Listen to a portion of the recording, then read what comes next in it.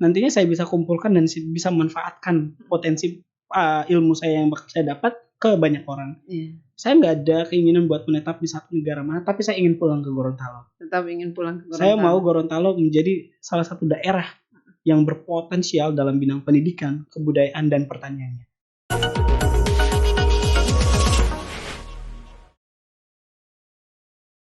Assalamualaikum warahmatullahi wabarakatuh. Jumpa lagi di podcast. Ini podcast yang selalu menginspirasi.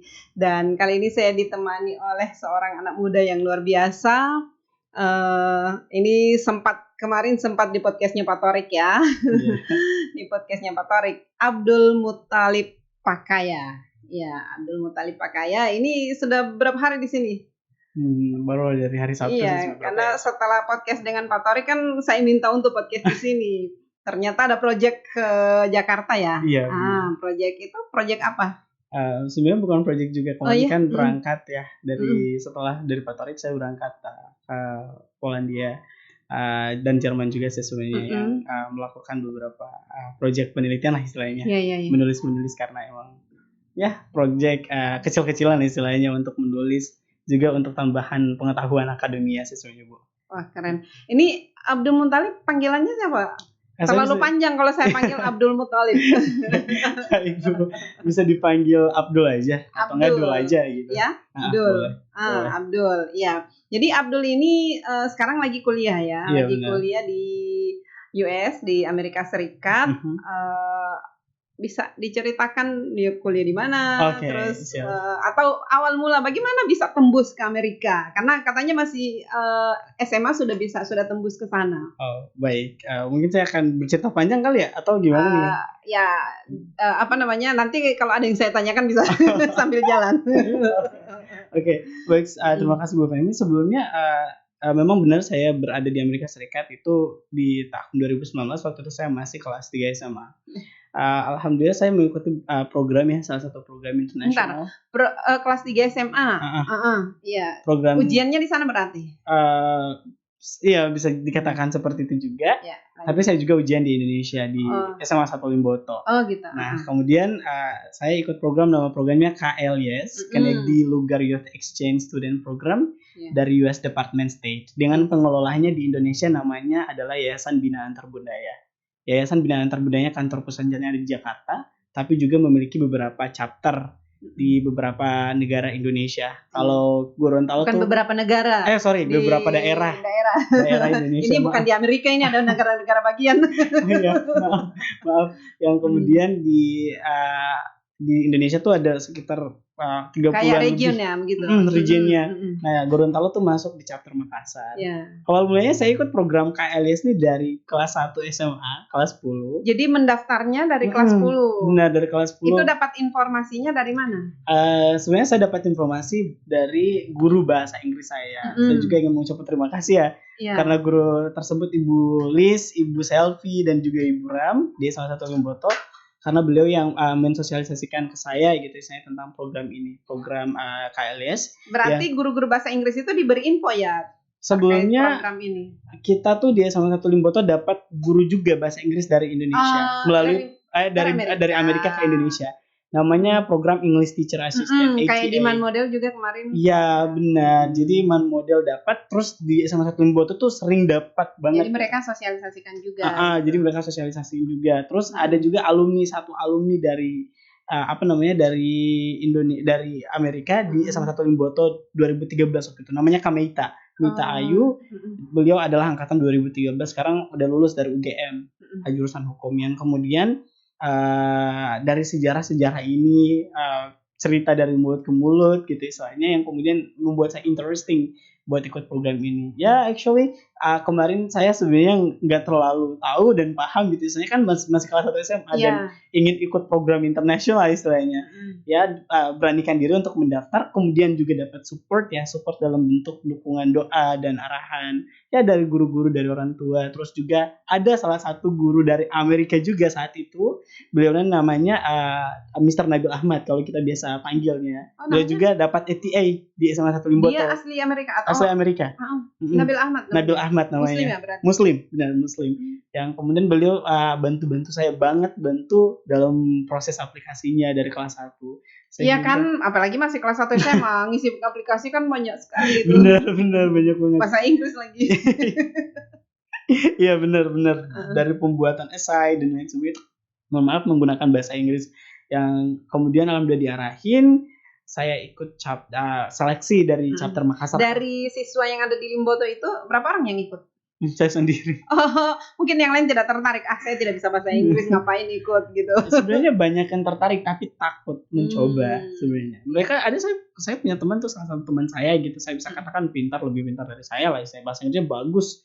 Alumni dari international school lah bisa dikatakan. Tapi beliau sampaikan ke saya bahwasanya saya takut gitu untuk mencoba gitu. Ya udah saya dengan keberanian saya molotolo kalau orang Gorontalo bilang ya.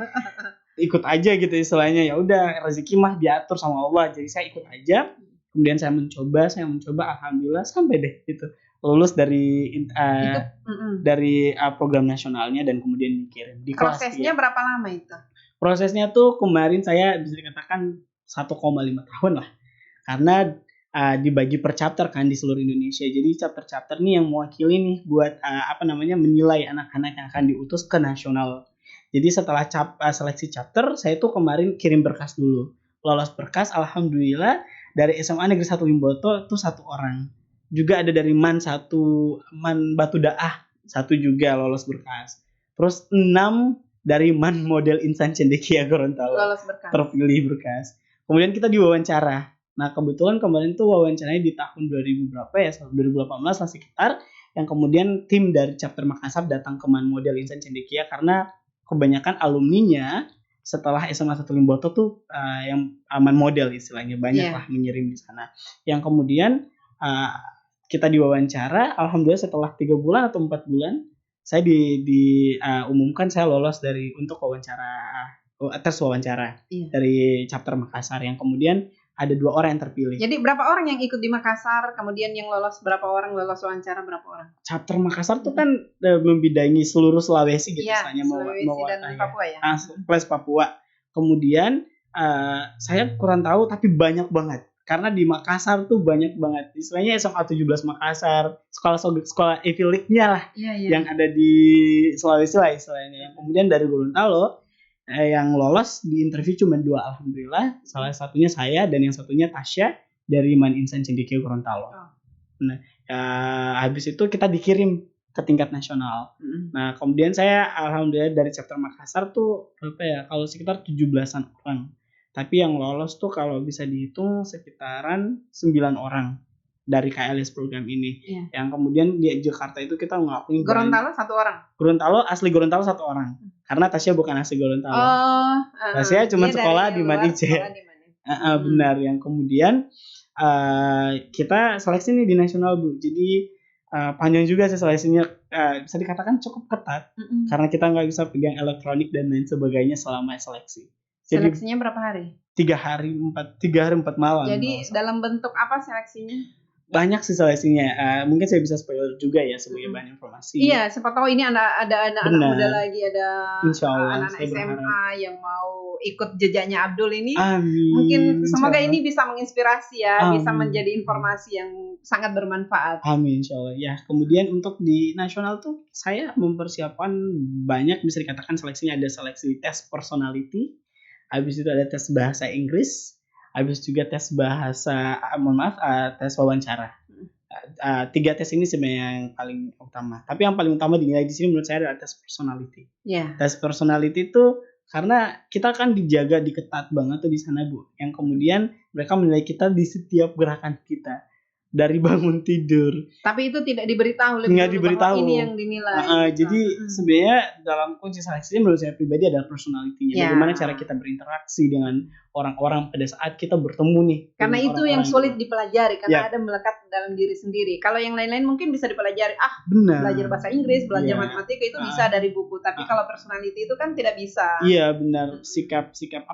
Melekat di diri. Benar, keterbukaannya, terus sebagaimana dia adalah orang Indonesia. Karena kan kalau kita lihat tuh Bu ya, orang Indonesia sebenarnya beragam. Dan beragam itu tidak terlepas dari toleransi. Nah, ini mereka salah satunya adalah melihat kualitas toleransi mereka dari setiap peserta yang nantinya akan dikirim ke US. Karena di US pun kita sangat berbeda gitu. Iya. Alhamdulillah saya ikut tes personality-nya bagus gitu. Tes wawancara pun alhamdulillah bagus. Tapi satu tes saya nggak lolos, tes bahasa Inggris. Iya. This is the proof. Ini adalah buktinya bahwa saya waktu itu jadi ke Amerika tidak harus bisa bahasa Inggris. Sebenarnya harus gitu. Ya. Tapi dipelajari. Bukan berarti saya nggak bisa bahasa Inggris sekarang, saya nggak bisa ke depannya gitu. Saya tuh anjlok banget nilainya. Saya merasa malu gitu istilahnya. Karena Man Ice tuh luar biasa. Tapi kan dimaklumi ya. Ya bisa dikatakan gitu.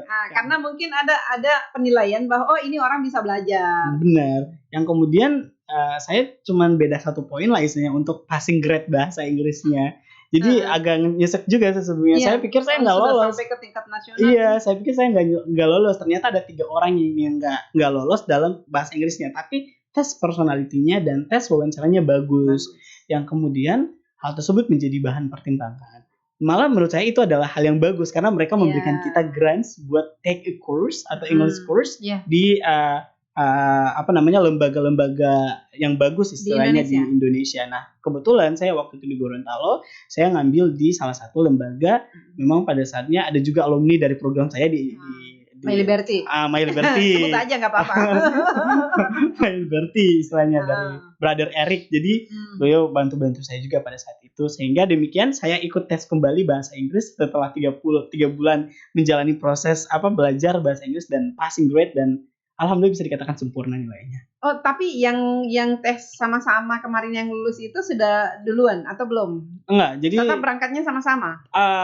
Pas berangkatnya beda-beda. Tapi karena emang kita tuh programnya butuh host family, host school nanti di sana. Nah, ada beberapa orang-orang yang pada saat itu juga dibagi keberangkatannya. Batch 1, batch 2, batch 3. Kenapa Abdul demikian? Masuk di batch berapa? Batch terakhir. Karena masih menunggu. Karena masih menunggu. Sebenarnya bukan karena tes bahasa Inggris juga. Tasya batch 1. Karena Tasya dapat di Texas. Nah, sebenarnya Abdul dapat di California waktu itu. Cuman California itu panas ya. Bisa dikatakan panas juga gitu. Tapi alhamdulillah saya dapat di Wisconsin. Which is yang similar lah dengan Gorontalo yang ada farmingnya, yang ada nggak terlalu city-city banget gitu soalnya. There's a lot of history juga di Wisconsin. Jadi ya pas lah kalau bisa dikatakan dengan saya yang saya datang dari Garut dan lain sebagainya. Bukan mengatakan bahwa Gorontalo ini ya, tapi emang potensi pertaniannya, environment yang ada di Gorontalo bagus dan itu menurut saya similar dengan Wisconsin, which is a great negara bagian di Wisconsin itu sendiri. Itu Bu. Ya, saya dapat host family di Wisconsin, terus juga dapat host school di Metro Area Senior High School. Jadi saya kelas 12 di sana. Iya. Oh, jadi kan dari sini kelas 10 ya. 10 ikut seleksinya dulu sampai kelas 11. Kelas 10 sampai kelas 11. Di sana kelas 12. Terus ujiannya bagaimana? Ujiannya alhamdulillah saya pass dan jadi harus ke sini dulu atau? Iya, sebenarnya saya harus ke sini dulu ke Gorontalo gitu untuk dapat ijazah SMA 1 gitu Limboto. Tapi karena berhubung kita nggak ada UN kemarin ya, alhamdulillah bisa 2019 nggak ada UN. 2000 berapa sih awal-awal Covid ya 2020. Waktu itu menterinya udah Nadiem Makarim. Iya. Jadi Pak Nadiem bilang ada. UN udah nggak ada lagi diganti. Jadi diambil nilai itu kan. Bener, jadi diambil ujian sekolah kalau nggak salah ujian akhir sekolah. Ujian yang kelas berapa gitu yang. Benar. Jadi di kelas 3 itu saya ikut ujian, saya tetap ikut saya biasanya di Indonesia. Tetap ngerjain tugas juga ada dan saya harus nyusul itu. Online juga bisa katakan online dan offline juga karena terakhir itu saya datang ke sini buat ngambil ijazahnya. Oh, tetap harus ke sini. Tetap harus ke sini karena nggak mungkin kan saya nggak hadir, nggak present di sekolahnya. Yang kemudian saya dapat ijazah untuk SMA International School dari Amerika dan juga National School. Jadi 2 ijazah. Di apa? Walaupun hanya 1 tahun dapat ijazah juga. Iya, tetap dapat ijazah. Ijazahnya ijazah SMA juga. Ijazah SMA juga, diploma jatuhnya. Yang kemudian kalau seumpama saya pakai ijazah yang international di mana namanya buat Amerika agak sulit menurut saya pribadi. Bukan sulit juga sih sebenarnya, bagusnya tuh kita daftar apa-apa ya gitu lewat apalagi tujuannya Amerika bagus gitu. Tapi karena berhubung saya Indonesia dan saya mendaftarkan beasiswa saya untuk perkuliahan di Amerika ya saya pakai nasional. Tapi kan bebas gunakan ijazah yang mana saja. Iya, tergantung kan kalau seumpama ya kedepannya siapa tahu gitu saya mau pengen jadi gubernur insya di Gorontalo. Amin. Jadi pakai jasa Amerika nanti KPU-nya verifikasinya ke sana dong. Iya benar. Jadi mungkin saya tetap pakai nasional karena emang verifikasinya di Indonesia. Nah itu misal ya Bu, bukan. Ya. Amin insyaallah. Gitu sebenarnya Bu. Jadi kan sekarang kuliah. Jadi setelah program yang SMA itu balik ke sini dulu. Ya, saya balik ke sini dulu. Berapa lama menunggu kemudian lanjut kuliah di sana? Berapa lama ya? 2020 tuh saya udah di sini. Udah di sini tapi nggak sejatinya di Gorontalo gitu. Iya. Di Jakarta terus balik beberapa negara juga karena emang saya present di some countries buat alhamdulillah diundang jadi pembicara muda gitu dari Indonesia melalui program-program. Juga ada beberapa penulisan kayak penelitian dan sebagainya gitu. Tapi sembari itu saya bisa online karena emang biasanya online sih. Ya. Jadi kan balik ke sini, terus kapan balik ke Amerika lagi? Atau langsung daftar online? Daftarnya di sana. Pas lulus saya balik. Lulus kuliah dulu. Lulus apa namanya? SMA-nya. Karena kan waktu itu COVID ya.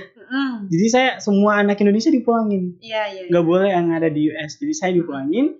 Terus saya di Gorontalo. Nah, sembari di Gorontalo, saya alhamdulillah jadi mentor juga di Meliberty untuk kelas profesional. Yang alhamdulillah saya dapat siswa saya itu tentara kalau nggak salah di Meliberty. Di Ketua Kodim kalau nggak salah di Bone Bolango. Ketua Kodim Bone Bolango. Terus juga ada polisi juga beberapa di Meliberty untuk profesional kelas. Sembari saya ikut kelas online juga. Nah, kemudian juga saat ini maksudnya begini, kan balik ke sini. Sejak kepulangan itu waktu lulus itu SMA, ini belum balik lagi ke Amerika? Udah. Oh, sudah pernah. Jadi mendaftar di sana. Mendaftar di Amerika. Kapan itu ke Amerika itu? 2020. 2020. Setelah ada COVID atau sebelum COVID?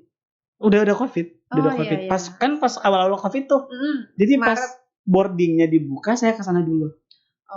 Nah, habis itu saya berangkat di beberapa country. Start dari US. Oh, jadi dari US setelah itu berangkat ke beberapa negara yang tempat penelitian ini. Benar. Dan kemudian saya balik Jakarta. Sebenarnya ya terhitung banyak flight juga. Abdul umurnya berapa sih sekarang? Saya 19 tahun. 19 tahun, tapi pengalamannya luar biasa. Enggak, saya masih belajar Bu. Masih belajar. Luar biasa dan sudah punya NGO lagi. Present di mana-mana.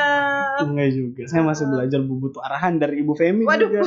Nah, gini loh Bu, kalau saya mikirnya emang pemuda punya punya semangat, tapi wisdom, kebijakan dimiliki oleh orang tua. Artinya senior gitu maksud saya. Ya, terlepas dari apa yang saya bisa dapat sampai dengan sekarang ini adalah bantuan juga, support, arahan, doa dari beberapa senior yang mungkin bisa saya mention juga di sini. Ada Ibu Carolina Kaluku. Iya, itu luar biasa. Luar biasa beliau. Sosok yang luar biasa. Ya, Ibu Anissa Widiayanti, Pak Nugroho, Ibu Gesit Utami dan beberapa mungkin tokoh-tokoh yang ada di Gorontalo yang bantu saya gitu. Tak terkecuali Pak El Nino, Pak Fadel, Muhammad yang bantu-bantu juga. Artinya bantu dalam ini adalah memberikan arahannya, pengetahuannya. Bahkan pun kalau seumpama saya membutuhkan sesuatu yang pada dasarnya financing dan lain sebagainya bisa dibantu juga karena terhitung bahwasanya ini adalah untuk sejatinya buat Gorontalo juga yang insya Allah saya kerjakan gitu. Jadi anak-anak muda itu kan ada sebagian yang kalau dia sudah merasa punya sudah punya nama, kemudian ya luar biasa begitu. Sudahlah ngapain nanya-nanya ke orang-orang yang sudah berpengalaman gitu. Tapi Abdul tidak, tetap merendah walaupun prestasinya sudah sejatinya orang Gorontalo tuh pasti tahu gimana sebenarnya kita bersama-sama orang tua. Orang Gorontalo tuh terkenal dengan attitude-nya ya kalau menurut saya pribadi. Caranya bersikap dengan orang tua, caranya bersikap dengan orang yang lebih muda. Dan kalau seumpama saya sejatinya orang Gorontalo tuh emang menuntut ilmu penting, tetapi bukan berarti ilmu akan melatar belakangi atau membuat belakangan istilahnya tentang attitude. Nah, kalau saya attitude dulu, baru karena ilmunya. Ketika kita punya attitude, maka kita akan terterima di mana pun. Insya Allah gitu. Sejatinya orang Gorontalo itu, karena inilah Bu, saya ngambilnya adat bersendirikan syarah, syarah bersendirikan kita buah. Jadi itulah kuncinya kalau seumpama mau belajar ilmu sesuai gitu aja sih. Ya, ini saya yakin orang tuanya sangat bangga ini dengan Abdul ini. Abdul bersaudara berapa? Saya bersaudara 3, saya paling terakhir. 3. Paling terakhir. Benar. Kakak-kakaknya di mana? Kakak saya yang pertama juga alhamdulillah dapat beasiswa juga di STKS, Sekolah Tinggi Kesejahteraan Sosial. Yang di Bandung. Iya, benar. Dan sekarang kerja di yayasannya LKS Ummu Saidah, punyanya Ibu Saidah. Iya. Yang kedua ya kan Ibu Ida Saidah dari sana. Paruslit pun dari STKS. Terus habis itu kakak kedua saya juga dapat beasiswa di kampus yang sama STKS, di kampung saya yang sama STKS, tapi masih sedang kuliah Cowok juga. Apa cewek? Cowok. Yang pertama cewek. Alhamdulillah udah married juga. Alhamdulillah. Mohon doanya sekarang kakak saya yang perempuan sedang hamil 7 bulan. Masya Allah. Mohon doanya insya Allah. Semoga dilancarkan. Amin. Yang kedua juga STKS, dan yang terakhir ya bisa dikatakan dapat kesempatan di luar daerah, di luar Indonesia gitu. Oh gitu. Saya sendiri. Oh ya. Abdul lahir di mana? Di Dingga, di Gorontalo. Di Dingga ini? Di Gorontalo Utara, sebelah paling gua. Oh jauh. Iya, saya asli dari sana sebenarnya. Karena kan TCB itu kepala desa di Dingga 2 periode. Ibu saya juga pendamping pendamping kecamatan, TKSK, Tenaga Kerja Sosial Kecamatan. Oh iya. Ya, kemudian ya berbaurlah dengan sikap-sikap sosialnya. Bagaimana reaksi orang tua ketika Abdul waktu itu dinyatakan lulus ke Amerika? Kaget sih. Mereka tahu nggak waktu Abdul mendaftar itu? Saya nggak bilang saya mendaftar. Nggak bilang. Saya bilangnya pas sudah mau berangkat, pas seleksi ke Jakarta baru saya bilang, Ma ini saya udah dapat nih beasiswa buat ke US, tapi harus seleksi dulu nih buat ke nasionalnya, mohon doanya.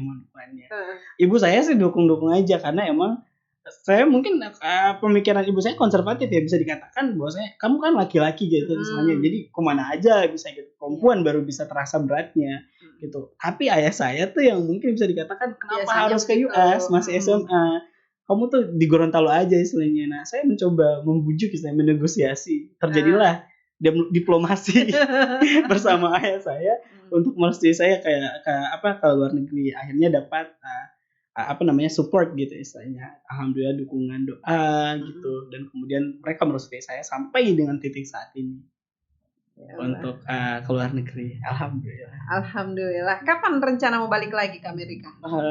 Ke Amerikanya mungkin tahun depan, tapi bulan ini saya dekat bulan ini saya akan ke Albania dulu, melakukan beberapa proyek juga di sana. Mohon doanya insyaallah. Ya, pastilah. Itu waktu selama di Amerika ya, selama 1 tahun ya, di sana yang sekolah itu kan tinggal di rumah keluarga angkat ya. Benar. Di sana. Itu bagaimana menyesuaikan awal-awal ketika sampai di sana? Apalagi dengan tapi bahasa Inggrisnya sudah mantap dari sini kan? Bisa dikatakan belum mantap banget. Biasanya kita pakai formalitas Inggrisnya gitu. Benar-benar formal gitu. Iya. Jadi sedikit cerita. Mungkin ada pengalaman yang lucu atau bisa. Oke, untuk penyesuaiannya kebetulan host family saya adalah Kristiani, dan mereka punya 3 anjing di dalam rumah dan juga di luar rumah 1. Di dalam 2 anjing, di luar rumah 1 anjing gitu, anjing penjaga. Nah waktu turun ke mobil itu anjingnya dekat ke saya gitu istilahnya. Karena waktu itu saya dibawa sama host koordinator. Waktu nyampe sana itu dijemput atau diantar? Saya diantar sama host koordinator Wisconsin. Nama beliau Ember. Nah, Ember juga salah satu orang yang berpengaruh dalam hidup saya menurut saya pribadi. Yang kemudian pada saat saya nyampe di rumah, ya bisa dikatakan rumah-rumah US itu kan minimalis ya. Iya. Minimalis. Tapi di dalam enak gitu ya, saya enak. Nah, saya first culture shock-nya adalah anjing, karena kehidupan kita sebagai orang Gorontalo dan Muslim yang pada dasarnya secara generalnya itu banyak tidak memelihara anjing gitu. Yang kemudian pas mohon maaf saya menyebut kata anjing, tapi emang namanya anjing ya, kalau ducks saya lebih sukanya pakai ducks deh.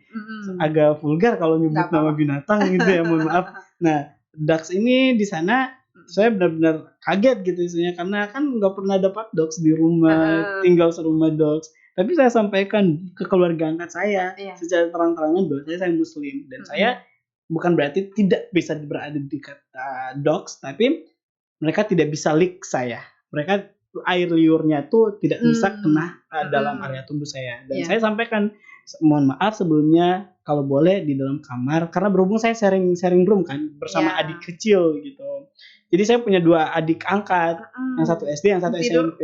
Yang tidur sama saya yang cowok yang sharing roomnya. Ya. Baru 7 tahun juga. Yang kemudian saya sampaikan apa bisa dogs ini tidak dimasukkan di kamar istilahnya. Karena saya kan melakukan jadi adik ini playing sering tidur dengan dogsnya, saya bilang. Dan mereka alhamdulillah setuju aja karena emang mungkin toleransinya bagus. Ya. Nah ini bisa jadi perubahan stigma yang ada di Indonesia, apalagi di Gorontalo, sambil memberi informasi juga kepada mereka bahwa orang-orang di Amerika itu tidak sesuai dengan apa yang kita dengar, apa yang kita lihat.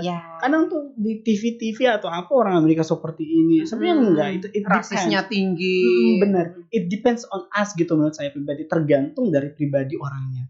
Apakah orangnya bisa dikatakan ngeloyot gitu, misalnya marah-marah, ya pasti mereka marah juga. Tapi kalau semua kita datang dengan hati terbuka, sopan dengan senyum yang bagus, ya mereka juga welcome gitu istilahnya. Itu jawaban dari penilaian tadi. Benar. Jadi mereka bahkan bisa katakan, saya udah bilang mohon maaf ya, ada beberapa makanan yang saya nggak bisa konsumsi, misal ada wine. Jadi disampaikan. Ada pork, saya bilang mohon maaf saya nggak bisa makan pork, saya cuma bisa makan ayam ataupun daging, dan mereka nyediain itu ayam dan dagingnya. Jadi alhamdulillah saya aman-aman aja itu. Tapi ada sedikit cerita lucu nih saya mau cerita. Waktu itu saya kan puasa Senin Kamis ya, karena saya suka banget, nggak tahu enak aja kalau puasa Senin Kamis di sana, nggak kerasa gitu istilahnya. Terus waktu itu saya mau sahur tuh kan biasa waktunya kan beda ya. Terbit mataharinya tuh biasa jam 9 atau enggak jam 8 di US. Saya sahur dari jam 2. Puasanya sampai jam berapa? Sahur jam 2, abis itu saya masih ngantuk. Saya mencoba masak onion rings ala-ala lah. Kan udah di US gitu saya. Sahur yang pakai alpukat, terus onion rings sama ayam. Nah, yang ini adalah kejadian di mana hampir hangus nih. Wajahnya hampir hangus. Habis saya taruh dimasukin di air tuh kan pasti berasap gitu karena udah hangus apapun, karena benar-benar gosong banget gitu istilahnya. Yang kemudian itu berasap banget tuh kan, rumah dia tuh kan benar-benar terkunci gitu atau ketutup gitu istilahnya karena udaranya yang dingin. Yang kemudian pada saat itu semua orang terbangun, ini ngapain gitu saya, lu tuh ngapain sampai benar-benar berasap kayak gini. Tapi dalam bahasanya mereka nanya ke saya adalah dengan mungkin kayak biasa orang baru bangun tidur gitu, yang kemudian nanya ini ngapain, kenapa gitu. Saya sampaikan bahwa saya tadi sahur gitu. Saya bilang saya mau puasa. Oh ternyata ada puasa gitu katanya. Kamu nggak makan seharian sama minum air gitu. Saya emang tahan gitu. Insya Allah tahan gitu, karena pada dasarnya emang itu kebiasaan kita ya, dan juga mungkin kewajiban di bulan Ramadan juga. Yang kemudian mereka toleransi juga, bahkan mereka nggak nawarin saya makan, malah mereka buat saya buka. Nah ini yang bagusnya, mereka bukannya jam. Iya, malah mereka banget khawatir gitu istilahnya. Kamu aman kan, gak bakal pingsan kan gitu istilahnya. Dan mereka nawarin, nih Adul, ayo makan bareng buat. Bahkan mereka nyesuaiin waktu dinner sama waktu azan maghrib. Jadi menunggu dulu. Azan maghribnya jam berapa? Jam Jadi dari jam 2. Dari jam 2 saya nahan lapar sampai jam 8 malam. Karena emang pada saya kan saya nggak tahu gitu waktu itu. Dan ini salah satu menurut aku yang paling berkesan sih.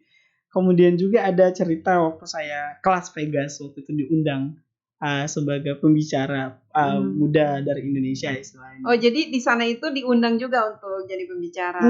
Alhamdulillah, saya tipikal orang yang memanfaatkan kesempatan. Apapun kesempatan yang di depan harus dicoba. Keren. Karena menurut saya pribadi ingat tuh anak-anak muda, apapun kesempatan itu harus dicoba. Menurut saya harus dicoba. Kalau nggak dicoba rugi loh. Hidup kita tuh cuma pendek. Pasti ada penyesalan. Harusnya saya aja mikir gini loh, Bu. Saya 19 tahun tuh udah kayak mikir udah tua banget. Karena saya nggak bisa memanfaatin waktu. Bukan berarti saya ambis dengan beberapa hal, tapi kesempatan yang ada di depan harus dicoba. Karena dari kesempatan itu, walaupun kita nggak tahu, kita bisa tahu gitu. Yang kemudian saya ikut nih banyak beberapa program selama waktu di US. Kalau ada kesempatan ini saya ikut. Ada kesempatan ini saya ikut. Selama itu gratis dan mungkin masih affordable buat saya reach out buat programnya, saya ikut. Dan alhamdulillah dengan mencoba-coba itu saya dapat kesempatan. Iya, jadi kan biasanya ya, kan waktu kita apply itu kan ada email, apalagi kalau kita sudah berangkat ke sana, sudah pernah ke sana, itu pasti dapat email-email juga dari sana, ada benar. tawaran-tawaran Tawaran-tawaran. Ya benar. Iya. Jadi alhamdulillah saya juga terpilih kan. Alhamdulillah. Iya. Jadi ambassador for AIDS Amerika Serikat. Wow. The big youth organization in Amerika Serikat untuk Indonesia. Untuk Indonesia, untuk Amerika ke Indonesia. Yang kemudian membawa saya untuk membuat NGO saya di Indonesia. Yang ini Tabur Kencana Nusantara. Oh, jadi itu memang awalnya dari sana. Awalnya saya dapat inspirasi dari US. Menurut saya pribadi, Amerika membuat saya berubah dalam bentuk mindsetnya, gimana cara berpikirnya, lebih mungkin bisa bermanfaat kepada orang lain. Dan saya demikian saya buat organisasi ini, perkumpulan jatuhnya. Alhamdulillah berbadan hukum juga. Itu sudah berapa lama organisasinya? Baru dibentuk di tanggal 21 Mei. 21 Mei bersama Ibu Carolina Koluku, Pak Nugroho, Setiadi mantan duta besar wakil duta besar Rusia dan Belanda. Itu bisa connect sama Kak Ina, terus itu Pak Nugroho dan lain-lain itu gimana? Lucu ceritanya, saya bisa ketemu sama Kak Ina sebelum saya balik ke Poland. Karena Kak Ina ini kan orang yang selalu mensupport anak muda. Ya. Saya waktu itu ketemu beliau di Senayan. Di kantor DPR RI. Kemudian kita ketemuan berpapasan, saya memperkenalkan diri. Alhamdulillah beliau welcome banget dengan saya. Saya ceritakan cerita saya sebagai mahasiswa di US, yang kemudian beliau support ke saya untuk melakukan ini NGO ini. Kita jalankan bersama. Kemudian saat ini udah menjalankan beberapa program juga. Kenapa namanya Tabur Kencana Nusantara? Sebenarnya kita berawal. Jadi memang Indonesia banget. Jadi berawal dari pemberian nama, kenapa Tabur Kencana Nusantara? Tujuan dari pembentukan perkumpulan ini, kita ingin menabur kencana emas-emas untuk Nusantara. Artinya kita ingin menciptakan anak-anak Indonesia yang berkualitas untuk Indonesia. Yang kemudian Tabur Kencana Nusantara ini mempunyai 3 divisi. Tabur Kencana Nusantara kan ada 3 kata gitu istilahnya. 3 kata yang kemudian dalam hal ini kita mempunyai 3 divisi. Divisi pertanian. Kenapa kita ambil pertanian? Karena Indonesia kaya akan agriculture-nya. Yang kedua kesehatan dan lingkungan hidup. Kenapa ngambil kesehatan dan lingkungan hidup? Ini paling penting karena emang climate change ini dipusatkan di istilahnya di health dan environment. Terus ada juga yang pendidikan dan kebudayaan. Kenapa kita ngambil pendidikan dan kebudayaan? Harapan kami anak-anak Indonesia ini bisa mengirimkan banyak lebih lagi orang-orang Indonesia, anak-anak Indonesia, dan mungkin anak-anak Gorontalo yang masuk di jajaran Indonesia ke luar negeri lagi. Karena 4H insya Allah bakal support, dan juga beberapa negara insya Allah bakal support dengan program-program ini.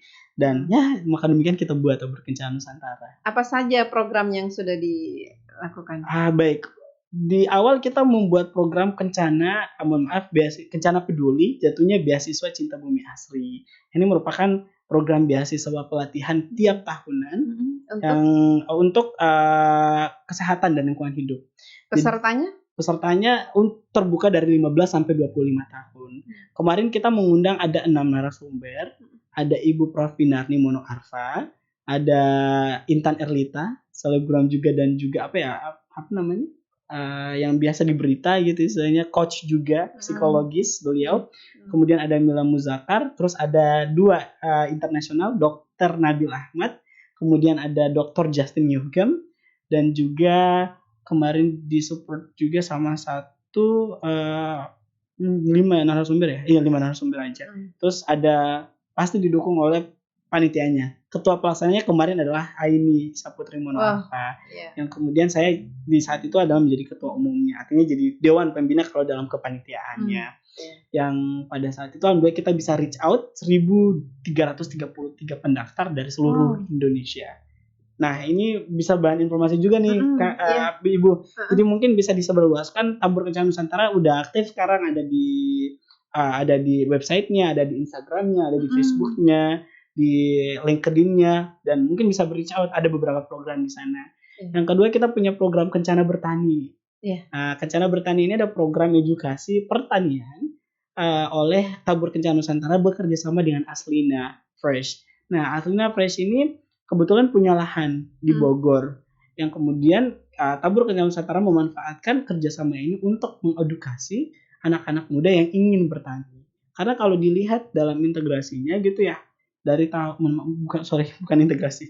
Kalau dilihat dari datanya dari tahun 2018 tuh pertanian di Indonesia merosot karena perkembangan teknologi. Nah, kita mau menciptakan nih petani-petani yang bangga dengan pertanian gitu. Saya mau petani dan modern gitu.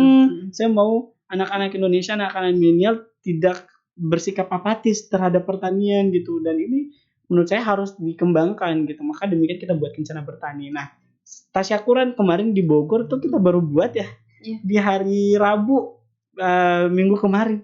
Minggu kemarin tuh kita buat Kencana Bertani, ada panen cabai petik merah oleh Asina Fresh dan Tabur Kencana Nusantara. Alhamdulillah dihadiri beberapa tokoh nasional. Ada Ibu Dubes Kuwait, Ibu Lena, terus ada Ibu Neti, Ibu anggota DPR RI Komisi 9 dari Jawa Barat. Beliau juga mantan beliau juga mantan ketua tim pembina PKK Jawa Barat, istilahnya 2 periode, istrinya Kang Aher. Nah, kemudian ada juga Ibu Yuda, juga ada Pak Luarso, Komisaris Utama BUMN. Nah, yang kemudian ini menjadi momentum buat kita menyosialisasikan tentang ketahanan pangan dan gimana milenial ikut andil berpartisipasi dalam ketahanan pangan Indonesia. Sejauh ini baru ada 2 program dengan program tambahan, ini Penpol program. Alhamdulillah kita sudah selesaikan juga, yakni program pertukaran pelajar secara virtual dengan anak-anak di Amerika Serikat. Jadi kemarin kita juga ada kerjasama dengan ProAge, yang karena berhubung saya juga ambasadornya di sana, jadi bisa dapat kesempatan. Nah, insya Allah mohon doanya tahun depan kami berharap bisa mengirimkan anak-anak Indonesia ke beberapa negara lah, saya nggak fokus cuma satu, tapi kita berharap bisa bersama dengan beberapa kedutaan besar atau embassy yang ada di Indonesia untuk mengirimkan anak-anak. Kayak Dubes RI untuk Bosnia itu kan Pak Rumkono mungkin bisa. Boleh insya Allah. Mungkin siapa tahu Pak Rumkono atau Parian Kono ya bisa dengar podcast ini juga. Iya, Pak Rumkono sudah pernah podcast juga, dia Zoom lewat Zoom langsung dari Bosnia. Insya Allah. Zoom, iya. Terus kenapa harus di Bogor? Kenapa nggak di Gorontalo? Sebenarnya di Bogor kenapa? Karena lahannya di Bogor. Lahan aslinya di Bogor. Karena waktu itu kami ingin bukan main stereotype-nya. Saya emang udah asli Gorontalo, tapi saya kepemilikannya Indonesia gitu. Jadi Tabur Kencana Indonesia, Tabur Kencana Nusantara, bukan berasal perkumpulan Gorontalo, tapi ini nasional, tapi terbuka untuk semuanya. Maka demikian pusatnya, kantornya ada di Jakarta, Rukan Tanjung Barat Indah, tapi lahannya ada di Bogor. Tapi bukan berarti kita menutup kesempatan buat kita kelola nih lahannya, kita kelola nih anak-anaknya buat jadi petani milenial. Malah kita berharap kedepannya kita bisa buka misal lahan Asina Fresh yang ada di Gorontalo, Asina Fresh yang ada di Aceh, yang ada di Palembang, bahkan di Papua pun. Karena menurut saya pribadi, karena kita ingin menciptakan pemuda-pemuda gitu yang mau dan belajar potensial pun maksud saya kalau semua dia mau ada kemauan di dalamnya, ya udah kita asal bareng aja Bu, karena sejatinya bahkan orang yang berpotensi tapi kalau nggak mau nggak akan bisa. Jadi kemauannya akan kita cari sebenarnya. Iya, dan memang anak-anak muda sekarang mereka lebih senang main game. Ya, bisa jadi harus dibangkitkan. Iya, harus dibangkitkan. Semangat untuk berkreasi, berkarya itu harus dibangkitkan lagi. Iya, benar. Nah, dari mana? Dari kita. Artinya orang-orang tua ini udah susah juga istilahnya buat nasehatin anaknya. Ya kita sebagai pemuda kenapa enggak? Selama kita bisa memberikan kebermanfaatan gitu ya. Saya mikirnya karena perkumpulan ini dalam bentuk volunteering, kerelawanan gitu. Dan saya berpikir bahwa ini bisa bermanfaat gitu loh. Kalau selama itu bisa bermanfaat ya pahalanya ke kita juga kan Bu. Betul. Gitu. Jadi maka demikian kita mau buat nih apa yang bisa kita buat, kita lakukan. Tapi kalau anak-anak muda di Amerika yang seusia Abdul saat itu ya, SMA itu apa saja yang mereka lakukan? Apakah ada yang kayak di sini? Sebenarnya sama saja sih Bu, yang ada di Amerika sama di Indonesia. Mungkin karena cuma perbedaan bahasanya aja dan circle pertemanannya. Jadi gini, di circle pertemanan di Amerika itu dari TK, gitu, dari taman kanak-kanak ataupun PAUD, pendidikan anak usia dini, yang karena mereka kan sistemnya kan dalam satu area tuh Medford. Jadi ada Medford, PAUD-nya Medford, ada SD-nya Medford, ada SMP-nya Medford. Jadi temannya dari TK sampai ya bisa dikatakan dari jabang bayi itu mereka udah temenan gitu. Tapi bukan berarti mereka menutup buat pertemanan dengan orang lain. Malah mereka lebih terbuka juga. Tapi emang perbedaannya di sini sama halnya di Indonesia. Di SMA kita ada yang apa ya, kalau bisa dikatakan ada yang kehidupan remaja gitu, yang normal-normal berpacaran dan lain sebagainya, belajar. Yang membedakan sistem pendidikannya. Sistem pendidikan di sana juga kalau kita nih semua kita belajar nih kimia, fisika, sampai otak mumet. Bisa dikatakan Indonesia bisa sangat bersaing dengan anak-anak US karena mereka terbatas pelajarannya. Karena mereka cuma pick, artinya memilih. Kalau kita belajar semua. Tapi kalau sebelum kita belajar baik. Jadi di sana itu memilih sesuai pelajaran yang minat kita istilahnya. Tapi ada beberapa kewajiban. Misal kelas sosial 1, kelas sains 1, kelas matematika wajib. Matematika tetap wajib di US. Tapi saya nggak ngambil matematika waktu itu di US karena nggak diwajibin gitu. Oh, yang program itu nggak. Kalau punya sekolah saya nggak diwajibkan. Tapi mungkin sekolah-sekolah lain diwajibkan untuk ambil math. Saya kemarin ngambil yang gampang-gampang aja. Saya ngambil kelas cooking class.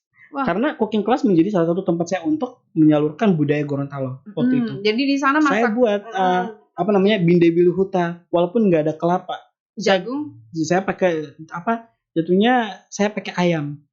Buat suwir saya pakai jagung karena emang Wisconsin banyak jagung. Saya buat di cooking class. Kenapa nggak ada kelapa di sana ya? Itu salah satu kan Indonesia kan jadi pengekspor minyak gitu. Misalnya dari kelapa karena kurang.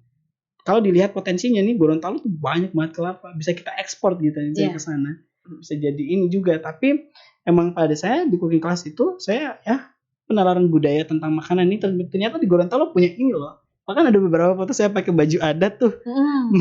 Iya kan pertukaran budaya. Benar. Jadi ke sekolah pakai baju adat? Tidak? Enggak juga. Ntar saya jadi signing splendid lagi kalau di sekolah. Tapi kan yang dibawa adat Gorontalo. Dibawa adat Gorontalo karena tahu Hulandala asli. Gitu. Saya orang Gorontalo dan saya berdarah orang Gorontalo. Keren. Tapi bahasa Inggrisnya luar biasa ya. Enggak juga. Saya masih belajar loh, Bu. Iya, terus kalau rencana pulang kan ada rencana mau balik lagi kan? Itu kapan mau selesaikan nanti pas mau selesai? Saya mau selesaikan beberapa proyek. Pulang ke Gorontalo lagi maksudnya? Ke US. Kan setelah proyek ini kan mau ke US lagi. Insyaallah. Iya. Nah nanti kita lihat gimana ke depannya. Tapi kuliahnya lancar kan? Lancar, online kan? Aman. Aman. Ya kalau kan sudah bisa tatap muka sebenarnya ya. Iya, tapi bagusnya di kampus saya bisa ngambil flexibility class karena orang-orang yang mungkin bisa dikirim ke negara manapun, mereka bisa online class. Oh, jadi di hybrid jatuhnya. Sebelum pandemi sudah ada program seperti itu. Iya, udah ada. Karena saya punya senior tuh yang kayak gitu juga dan mereka looking out-nya buat anak-anak yang bisa gitu istilahnya, Bu. Yang bisa ini menjadi perwakilan kampus. Bahkan bisa dikatakan perwakilan Amerika. Gitu. Tapi bukan berarti saya jadi perwakilan Amerika, saya tetap Indonesia, anak Gorontalo, enggak. Saya tetap Gorontalo gitu. Maksudnya saya emang Gorontalo gitu. Tapi ada keinginan untuk menetap di sana, misalnya tinggal di sana untuk beberapa tahun gitu. Saya insyaallah rencana atau lebih senang saya tipikal orang suka belajar. Saya tipikal suka orang belajar gitu. Maksud saya belajar ini untuk nantinya saya bisa kumpulkan dan bisa memanfaatkan potensi ilmu saya yang bakal saya dapat ke banyak orang. Saya nggak ada keinginan buat menetap di satu negara mana, tapi saya ingin pulang ke Gorontalo. Tetap ingin pulang ke Gorontalo. Saya mau Gorontalo menjadi salah satu daerah yang berpotensial dalam bidang pendidikan, kebudayaan dan pertaniannya. Dan potensi itu ada. Dan potensi itu ada. Dilihat dari jumlah Gorontalo yang cuma 1.400.000 sekian dengan luas hektar tanahnya yang luar biasa. Aduh. Sebenarnya Gorontalo bakal kaya. Potensi sumber daya alam, potensi sumber daya manusia bagus luar biasa. Tinggal diasah doang sih sebenarnya. Mungkin karena emang apa ya Bu ya, behavior atau konservatif behaviornya masih ada gitu. Yang ini kemudian menjadi PR bagi anak-anak muda sekarang gitu. Kita harus bisa membuat inovasi sehingga demikian kita bisa menciptakan sumber daya manusia yang bagus dan sumber daya alam pemanfaatan yang berkualitas. Ada berapa anak muda yang berpikir seperti ini ya? Banyak kok Bu, banyak insya Allah. Iya, ini kan masih 19 tahun tapi sudah berpikir untuk umat ya, untuk orang banyak. Insya Allah. Tapi masih komunikasi sekarang dengan keluarga angkat yang di sana? Masih, sering banget. Masih gimana sering. Kabarnya di sana? Alhamdulillah baik-baik gitu. Karena ya tipikal orang yang suka ngomong juga. Itu dari tempat dari mana? Wisconsin ya. Hah? Terus ke tempat orang tua angkat, Medford. iya, Jadi 4 jam dari bandaranya. 4 jam dari bandara. Maaf. Berapa jam ya? Di Medford juga ada bandara, sekitar 30 menitan. Atau enggak 2 jaman lah dari Wisconsin Airportnya ke Medford, kota Medford gitu. Sekitar 2 atau waktu ke sana kuliah masih sempat kunjungi orang tuanya. Waktu daftar kan di situ juga. Dari Jadi dibantu oleh Ember dulu. juga. Maaf. Jadi dibantu Ember juga sih sebenarnya, Bu. Waktu pendaftarannya. Ember tuh house koordinator saya di Wisconsin. Iya. Jadi selain Ember, silakan minum dulu.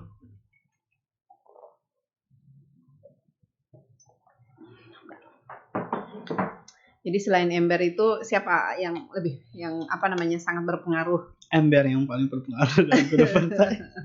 Keluarga orang tua juga. Ya, iya, maksudnya tua. Orang tua pasti nomor 1. Tapi ada beberapa orang di belakang yang tidak terhitung gitu saya. Alhamdulillah Allah mudahkan gitu loh Bu Femi. Salah satunya Bu Femi loh. Ini kehormatan besar saya bisa diundang ke sini. Saya tuh nggak punya apa-apa. Saya justru yang berterima kasih ada anak muda yang mau berbagi di sini. Saya malah senang gitu. Saya bisa berbagi gitu. Artinya dilihat dari Ibu Femi podcastnya yang mengundang beberapa ini ya from Kono ataupun beberapa pejabat lainnya, saya apalah saya gitu, nggak ada apa-apa. Justru ini yang sangat menginspirasi. Insya Allah. Dan saya berharap kedepannya anak-anak muda, ayo sama-sama gitu. Kita berbuat untuk diri kita sendiri, tapi juga bukan berarti kita tidak berbuat untuk orang lain. Karena pada dasarnya dari proses pendidikan yang akan kita dapati, kita bakal tahu bahwasanya ternyata kita hidup ini bukan cuma sendiri, hidup juga untuk orang lain. Karena sebaik-baiknya manusia itu yang bermanfaat untuk orang lain. Benar. Ya, apalagi ada pesan untuk anak-anak muda. Itu aja sih sebenarnya. Ya, just do your best. Setiap melakukan sesuatu, lakukan hal yang terbaik. Tapi sebelum itu kumpulkan niat. Coba aja semua. Kalau semua lolos ataupun bagus di satu hal, ya itu legacy buat kita. Jangan pernah takut lah istilahnya. Orang Gorontalo tuh molotolo loh. Jadi Gorontalo bisa olo. Iya, Gorontalo bisa olo. Jadi jangan ragu-ragu lah istilahnya. Ragu, apalagi minder ya. Nah yang paling saya ingin bilang, jangan gengsi. Ini orang Gorontalo gengsian banget, luar biasa. Betul. Mungkin saya bilang apalagi pemuda-pemudinya, jangan gengsi.